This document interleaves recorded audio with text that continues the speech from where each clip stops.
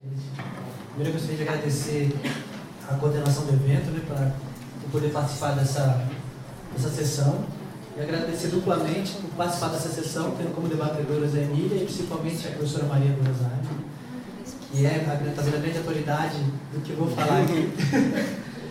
Considero até, estar pensando, né, é quase uma defesa de tese, né? Pelo menos emotivamente, né, porque eu acabei de conhecer a professora Rosário, mas é uma antropóloga que já tem uma leitura de muito tempo.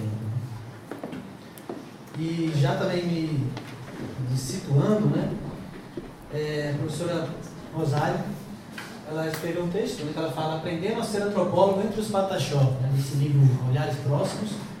E eu lendo aqui eu me refleti, né, que eu desaprendi a ser biólogo entre os pataxó quando eu conheci o seu professor intelectual, cientista total, o seu Manuel Santana, que ele me chamou para um desafio taxonômico. Né? Foi aí que eu perdi o desafio e eu vi que, na verdade, a biologia já era um pouco da minha vida, no sentido que eu dava para a biologia. Também, de certa forma, nem cheguei a aprender, desaprendi de início, foi abortado uma ideia de ser cartógrafo, né? Quando eu conheci um outro intelectual, ele me mostrou que mapa e formas de mapear são coisas diferentes, né? Ele falou um pouco disso agora de manhã. Né? Então, eu acho que eu vou fazer um pouco de psicanálise na antropologia, onde eu estou agora, né, doutorando em antropologia da UFSC, né, e minha tese de doutorado caminha com os pataxó, mas a minha fala aqui da sobreposição, ela, na verdade, eu vou falar um pouco mais do meu histórico, assim. Eu comecei a trabalhar lá em 2007, através de uma consultoria para o Ministério do Meio Ambiente, para a FUNAI, para o Instituto Chico Mendes, que era fazer um etnomapeamento e um zoneamento agroextrativista do Parque Nacional Monte Pascoal e das aldeias do entorno, chamava o projeto. A partir daí, eu comecei a participar de outras atividades, como a elaboração de um plano de gestão territorial, que foi uma continuidade desse processo. Adentrei também 2 GTs de identificação e demarcação, que foi a ampliação da terra indígena Mata Medonha e agora, recentemente, da terra indígena Caipequi, como Luxativa, dentre outras várias ações e participação via consultorias e assessorias de diversas ordens. Né? Então, eu já estou me situando aqui, né, da onde eu estou falando. Né? Então, essa foto, ela não é minha, é uma foto da revista Horizonte Geográfico, que fala justamente sobre o conflito da sobreposição entre o Parque Nacional Monte Pascoal e o território do Pataxó. É engraçado que recentemente eu estive lá em campo e eu estava na BR-101 com o cacique Uziel, que é da aldeia Pé do Monte, que é bem situada no pé do Monte Pascoal, né? Lá no pé daquele montinho lá. Né? E a gente teve essa visão, né? A gente estava dentro de um ônibus na BR e ele virou para mim e falou assim: olha lá o Monte Pascoal. Né? Aí na minha cabeça eu olhei assim, logo vi aquela ideia de paisagem romântica, né? Nossa, que bonito, né? Paisagem do Monte Pascoal. Aí deu uma remagem, né? Aquilo ali é um monte de confusão, né? E tá certo o cacique Uziel, né? Foi do outro lado, no mar, que Cabral, né, e sua esquadra viram o monte, né? E foi logo do ladinho ali, num lugar chamado Barra do Caí, que a esquadra ancorou. E é interessante ver hoje em dia, né, 513 anos depois, os pataxó justamente retomando o Monte Pascoal e ancorando no Caí, que é a nova terra indígena que está em processo de luta, antiga, mas que agora está se consolidando. Parou de funcionar o microfone?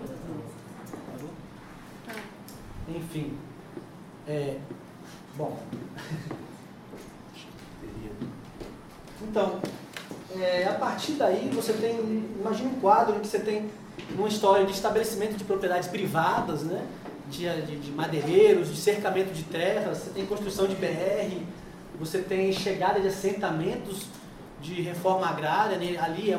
Esse extremo sul da Bahia é uma região de atuação forte do MST, né? Você tem um mosaico de áreas protegidas reconhecidas com parques nacionais, RESECs e outras, APAs, e uma infinidade de territórios. Você tem uma área que é Museu Aberto do Descobrimento, de certa forma um tombamento. Você tem um parque que é tombado pelo IFAM, que é o Parque Nacional Monte Pascoal. Todos os parques têm títulos de patrimônio histórico da Unesco e por aí vai, né? Então a área é uma trama territorial, né, de sobreposições e de configurações, né, bem complexas, historicamente complexas, né? E eu escolhi falar um pouco da sobreposição do território florestal com os parques nacionais, Parque Nacional do Monte Pascoal, Parque Nacional do Descobrimento, né? E eu pensei também, o que eu vou falar, né? Já que você tem um histórico, né? Desde do mestrado, da chegada da Maria do Rosário com Pedro Agostinho, nos anos 70, o mestrado, uma professora que já fala disso, um monte de teses, jornais, mídia, artigos, o livro do ISA, né? Organizado pela Fanny, trata desse tema também com bastante complexidade. O que eu vou falar disso daí? Aí eu resolvi falar um pouco do histórico, bem rapidamente, só para alguns fatos, e me concentrar mais numa história mais recente, né? Que eu venho atuando lá até agora, né? Do que vem acontecendo nesse embate. E também tentar confrontar isso com a ideia de ambientalização do conflito, né? Com essa ideia de constituição de uma identidade ecológica, né? Como a professora a antropóloga Astrid Ulloa, ela fala, né? Da conformação de um nativo ecológico, né? Dentro desse processo mais recente, também confrontando isso com um processo de territorialização mais fundamentado numa ideia de pertença territorial, né? E aqui eu vejo muita proximidade, pelo menos nas observações que eu andei fazendo, do trabalho da Suzana Viegas com os Tupinambá de Olivença, a ideia de constituição de um território também dentro dessa fricção com o Estado, com as ideias, com os ambientalismos, mas também de uma constituição mais fenomenológica, assim, de forma de construir a paisagem e a pertença territorial. Poderia passar para mim, por favor?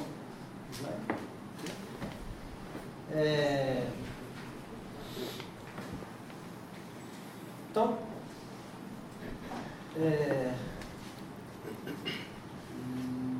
localizando, isso aqui é um mapinha que também está nesse livro, Olhares Próximos, um mapa elaborado pelo Juari, eu gosto bastante desse mapa, é que ele coloca todas as aldeias, o Pataxó que vai desde Cabralha, Mata Medonha, lá na ponta, até a região do Muricatiba, Prado, né? A gente vai estar falando um pouco dessa área daqui, Monte Pascoal, né? E o Cumuruxatiba, que está aqui, toda essa região daqui, está dentro de todo um grande território. Pataxó são, vamos dizer, cerca de 30 aldeias, a área do Monte Pascoal são 11 aldeias e algumas sub-aldeias, né? E na região de Cumuruxatiba são 6 aldeias e também algumas sub-aldeias.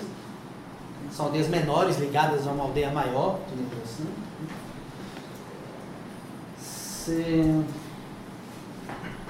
Pode passar, por favor? Bom, aqui é um mapinha mais que reflete um pouco o contexto das áreas protegidas, vamos dizer assim, né? Você tem aqui o Monte Pascoal, o Parque Nacional, a terra indígena Barra Velha, recém-identificada e delimitada, Parque Nacional do Descobrimento, aqui, né? Com seu limite, e a área de estudo ainda não tem uma definição territorial ainda oficial, vamos dizer assim, né? Tem várias propostas. E pode passar, por favor? E aqui você tem um mapa já com os assentamentos do INCRA, em preto aqui, né? Então você tem em laranja as terras indígenas, em verde a área de uso sustentável, né? Reserva ativista, por exemplo, ali de Caraíva com Xatiba, né? E aqui você tem os assentamentos, né? Você tem assentamentos de reforma agrária também nesse território. Então você tem uma... Vermelho. Em vermelho são os parques. Parque Nacional Monte Pascoal, Parque Nacional do Descobrimento. Né? O Pau-Brasil está para baixo? O Pau-Brasil está lá para cima, ali. Parque Nacional do Pau-Brasil. Né? Aqui está uma terra indígena, coroa vermelha, lá em cima. Ainda tem Mata Medonha, que está mais em cima aqui nesse mapa. E ali, eu acho que é Aldeia Velha e Ibiriba. São outras terras indígenas. Né? Então, Monte Pascoal, assim, acho que o começo a ideia de criar um Parque Nacional do Monte Pascoal vem dos anos 40 e tem relatos no artigo da Maria do Rosário, que até relatos orais dos anos 30, né? 1935, mais ou menos, início de 40. Sai um decreto em 1943, pelo governo do estado da Bahia, criando o Parque Monumento Nacional Monte Pascoal. Então ele é criado como Parque Monumento Nacional. E nesse momento de criação do parque, no momento de definir a área, foi definido por um chamado Dr. Barros, né? E vários pataxós acompanharam o Dr. Barros nessa delimitação, que houve colocação de marcos, né? E hoje se acredita, né, é relaborado, muitos pelos que participaram desse processo, e parece que o Dr. Barros falava isso, né, de que aquela área que estava sendo colocando marcos era uma área que ia ser o território, vamos dizer, aquela terra ia ser cedida pelaquela comunidade indígena que ali vivia, né? Se acreditou-se nisso, e logo após foi instituído o Parque Monumento Monte Pascoal. Mas ele não foi implementado, diríamos assim, né? Aí, em 1951, tem um evento, vamos dizer, trágico, chamado Fogo de 51. Nos jornais saiu Revolução dos Caboclos, né? Tem outros termos, que foi um massacre da aldeia Barra Velha pela polícia, né? Tem vários trabalhos publicados sobre isso, né? Tem uma história longa sobre isso, que na verdade ele está ancorado, isso está ancorado, né, no corpo do Pataxó, né? Como se dissesse, esse Fogo de 51, né? Principalmente das mulheres, né? E isso levou uma certa, vamos dizer, uma dispersão, digamos assim, né? Então, várias famílias, provavelmente a aldeia Barra Velha, ela diminuiu a população enormemente. Várias pessoas vão morar em fazendas, vão morar com outras famílias que viviam mais isoladas, não viviam aldeadas, né? Vão para Minas Gerais, se espalham por uma área maior, né? Recentemente eu estive em Brasília, peguei um táxi sem querer, com um pataxó, sem querer. Entrei no táxi saindo do aeroporto, conversando com ele, ele me fala que era pataxó e que a avó dele saiu de Fogo de 51 e foi morar perto de Jiquié, né? No meio semiárido, assim. Ele contando a história dele, já era nascido em Jiquié e não nascido em Barra Velha, mas você vê um processo de dispersão, né? Mas logo após 51 começa uma volta, vamos dizer assim, né? Um retorno das famílias, né? Dessa diáspora, né?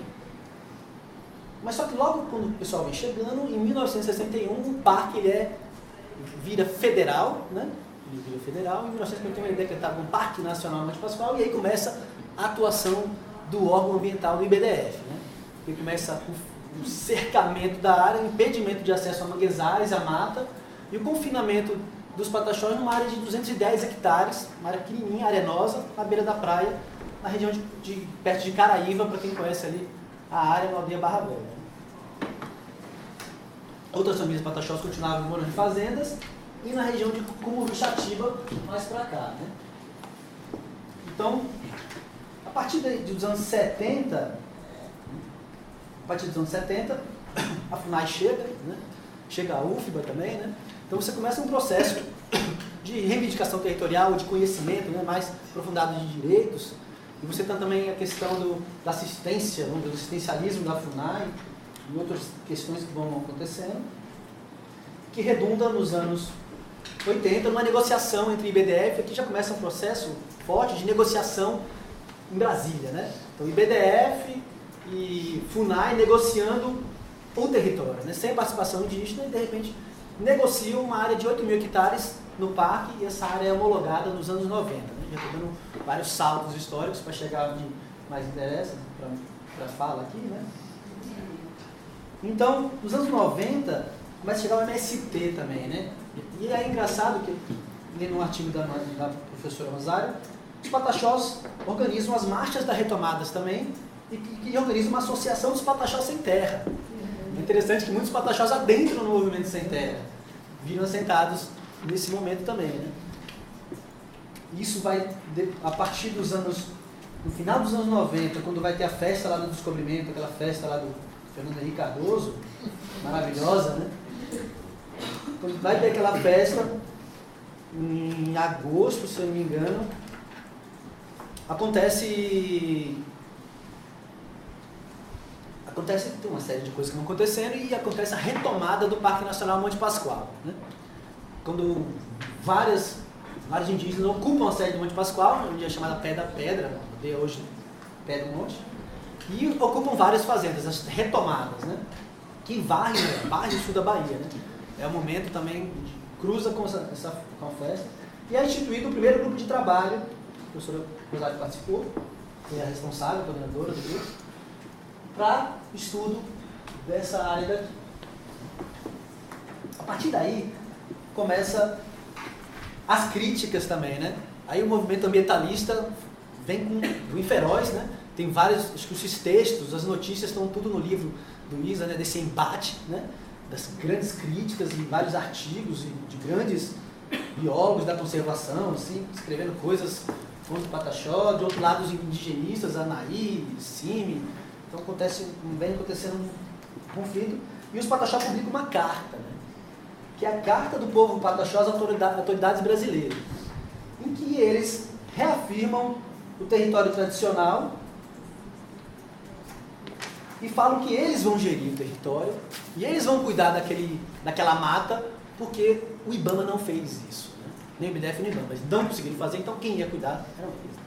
Eu acho que a partir daqui começa um processo, diríamos assim, ao mesmo tempo de que é uma luta ancorada nos direitos, vamos dizer, multiculturais, né, da Constituição de 88, OIT 169, né, você tem tido uma luta de um território do povo Pataxó, né, você tem uma incorporação ou uma articulação com o ambientalismo.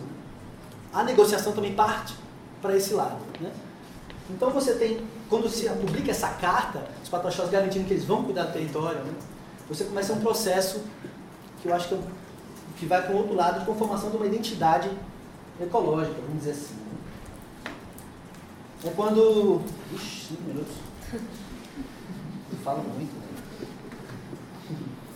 Então, eu vou trazer assim, é quando essa ideia de terra indígena passa a ser considerada também área protegida, como se fosse uma unidade de conservação. Aí você tem 3 elementos atuais que vão nisso, né? É quando é instituído um projeto pelo MMA com recurso da FAO para a conservação do parque, né, através de alternativas econômicas para a comunidade. A ideia de Pataxó é pobre, por isso desmata, né? Então vamos incentivar eles eles vivem na natureza, são naturalmente ecologistas, mas por verem pobreza eles estão destruindo, então vamos ajudá-los. Esse era o discurso que está em muitos textos, né?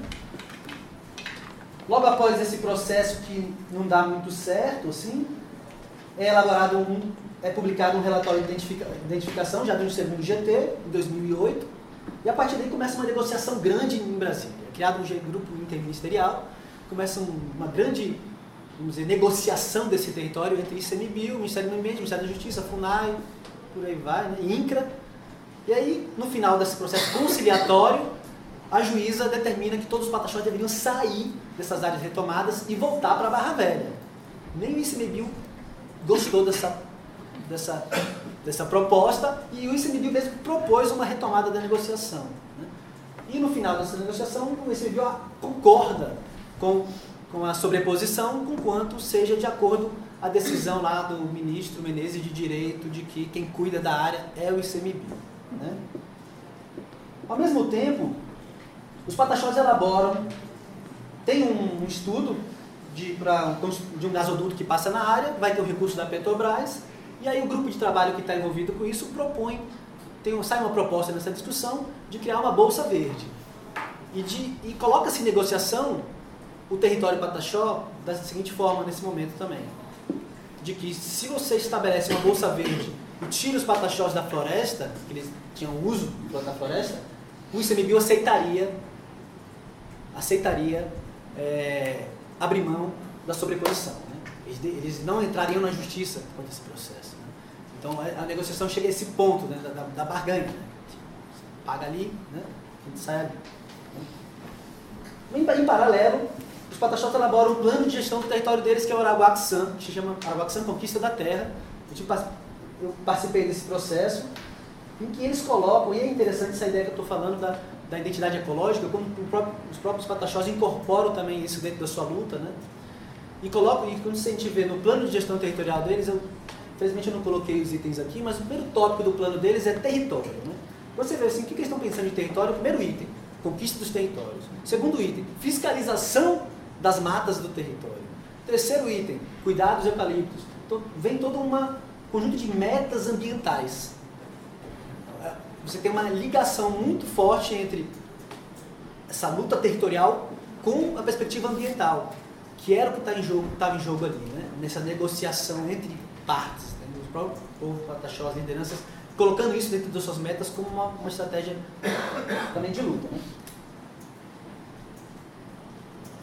Mas parece que é um pouco utilitário, mas eu queria colocar, e aí eu vou para o caso do Caipequi de Cumuruxatiba, que Ao fundo disso, né, e que parece que é instrumental, né, esse uso das identidades e né, dos processos, mas eu acho que isso aí, na verdade, é parte de um conjunto complexo de definição de identidades, né, de formas muito relacionais, em que, no caso do Caipequi e do Cumuruxatiba, fica claro no processo de demarcação de terra indígena.